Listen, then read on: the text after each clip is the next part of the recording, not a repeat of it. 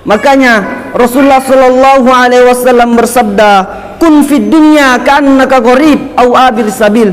Jadilah engkau di dunia ini seperti yahdillahu fala mudillalah wa may yudlil fala hadiyalah.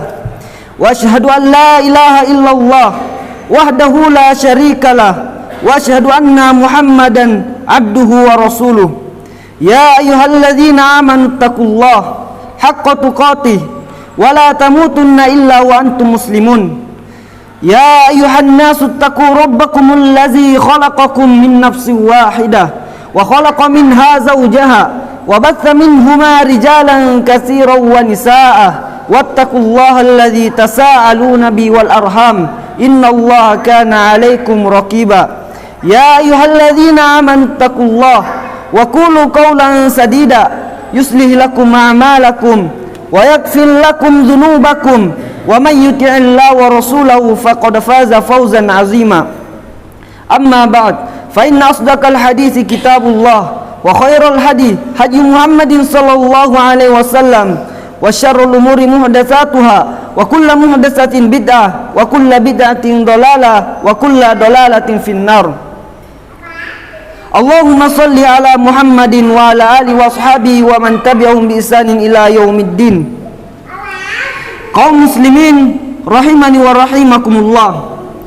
Berapa banyak hari ini orang-orang yang sangat ingin hadir ke masjid, terdengar suara azan dari balik jendela, masuk ke dalam ruang-ruang rumah sakit, mereka terbaring dalam keadaan melelehkan air mata, mendengar suara sayup-sayup masuk ke dalam telinga mereka. Mereka rindu dengan amalan-amalan sholat Jumatnya.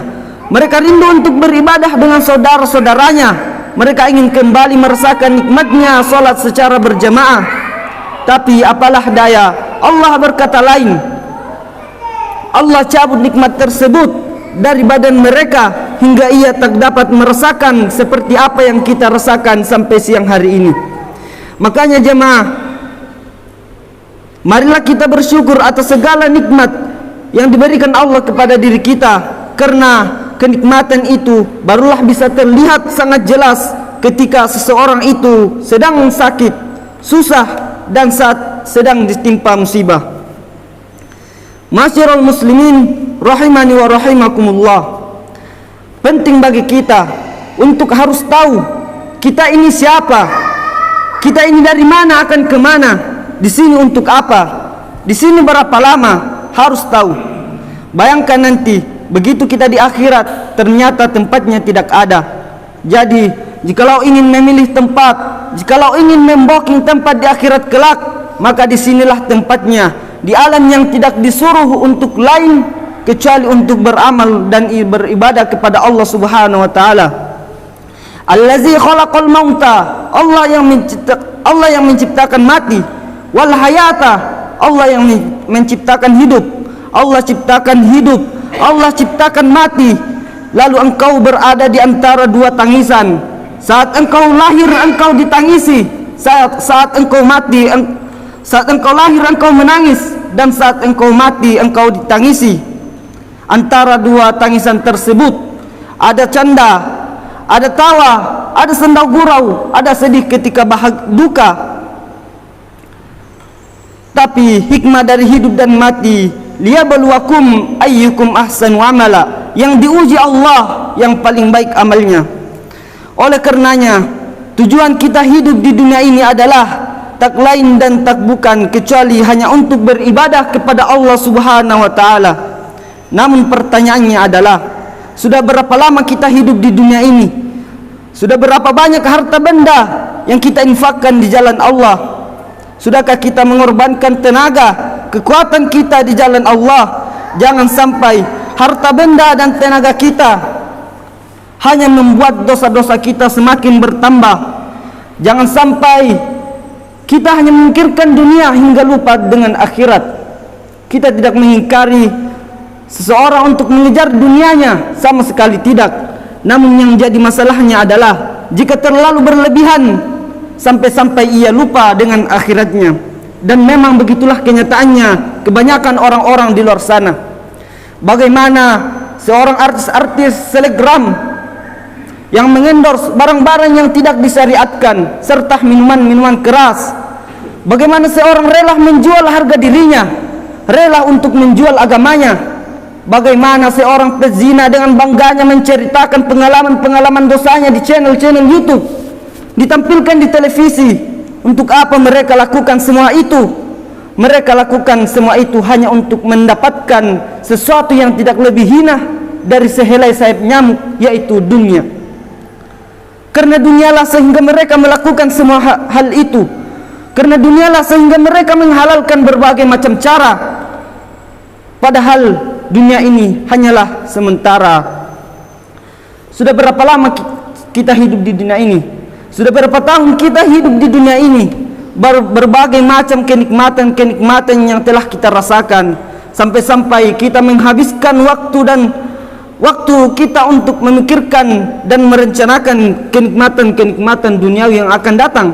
Akan tetapi, sudahkah kita berpikir bahwa kematian akan datang kapan saja? Apakah kita siap untuk menghadap Allah dengan amalan-amalan kita? Imam besar, ahli hadis, ahli Quran, ahli tahajud, pengarang kitab hadis, banyak pahalanya insyaAllah. Tapi di akhir hayatnya beliau menangisi dirinya sampai bengkak matanya karena takut bekalnya masih kurang di hadapan Allah Subhanahu wa taala. Lalu bagaimana dengan kita yang di setiap harinya senantiasa melakukan dosa, mulai dari dosa kecil hingga dosa yang besar? Ghibah, adu domba, dusta, itu sudah menjadi hal yang biasa. Khianat, mengambil harta orang lain, menyakiti teman, memutuskan tali silaturahim, itu sudah menjadi bagian dari hidupnya. Sombong, ujub, hasad, dan menipu orang sudah menjadi akhlaknya. Jauhilah dosa-dosa kecil, karena sesungguhnya dosa-dosa itu apabila berkumpul pada seorang hamba maka akan membinasakannya. Jemaah sekalian, terkadang Allah Subhanahu wa taala ingatkan salah seorang hambanya bukan dengan khutbah Jumat karena kau tak pernah datang ke masjid, bukan dengan pengajian karena kau tak suka kepada ulama, tapi Allah ingatkan engkau dengan apa? Mati anakmu, meninggal dunia istrimu. Kau lihat mereka terbujur, tapi ternyata kau tak ambil pelajaran. Wa kafa bil mauti wa'idha. Cukuplah kematian sebagai nasihat, nasihat yang tak berbunyi dan tak bersuara, nasihat yang tak bertinta dan tak berpena, nasihat yang bukan tinta di atas kertas, nasihat diam seribu bahasa, tapi kau tak ambil pelajaran dari kematian. Kau juga tetap rakus dan tamak. Kau kejar dunia seperti mengejar fata morgana. Kau sangka air yang dapat menghilangkan kehausan, tetapi justru semakin kau telan semakin kau haus, semakin kau telan semakin kau kering, semakin kau telan semakin kau hampa, dan kau tak dapat apa-apa. Hingga akhirnya saat itu tiba, kau hanya berkata, oh an-nasun yam, kematian itu tiba, kematian telah tiba.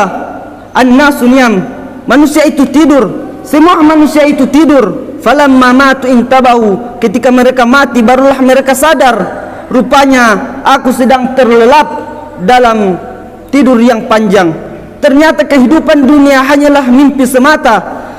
Bagaimana indahnya mimpi, bagaimana mimpi jatuh cinta membuat orang tersenyum sendirian, bagaimana mimpi berkuasa membuat orang menggenggam tangan, tapi ketika terbangun ternyata hanya bunga-bunga tidur semata. Begitulah kiranya mereka yang pernah lalu dan singgah di stasiun kehidupan ini.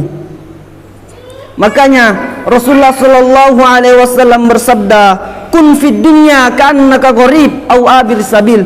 Jadilah engkau di dunia ini seperti orang asing ataukah orang yang sedang lewat. Makanya jemaah sekalian, marilah kita mengubah cara berfikir kita dari pikiran yang jelek menuju pikiran yang baik, dari perilaku yang buruk menuju perilaku yang membawa kepada kesejahteraan. Saya kira kita semua sudah tahu bahwa yang mana itu dosa, yang mana itu haram, dan yang mana itu halal. Karena ketahuilah, dunia ini hanyalah sementara, dunia ini hanyalah awal dari perjalanan, menuju alam yang kekal abadi. Barakallahu li wa lakum fil Qur'anil azim wa nafa'ani wa iyyakum bima fihi minal ayati wa dzikril hakim wa taqabbalallahu minni wa minkum tilawatahu innahu wal ghafurul azim.